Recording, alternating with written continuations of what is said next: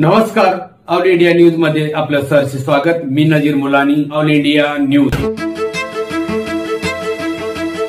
या निवडणुकीमध्ये आपण बघितलं कशा प्रकारे वोट जिहाद आपल्याला पाहायला मिळाला। वोट जिहाद काय अर्थ आहे? वोट जिहादचा अर्थ आहे, एकच साधं उदाहरण सांगतो।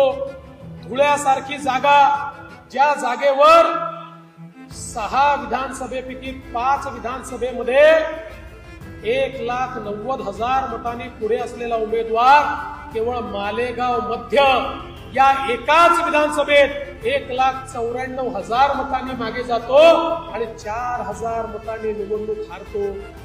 आज या निवडणुकीतला जो वोट जिहाद आहे, 48 पैकी जवळजवळ 14 लोकसभा मतदारसंघामध्ये अशा जिहादी पद्धतीनं त्या ठिकाणी आपल्याला मतदान होताना दिसलाय।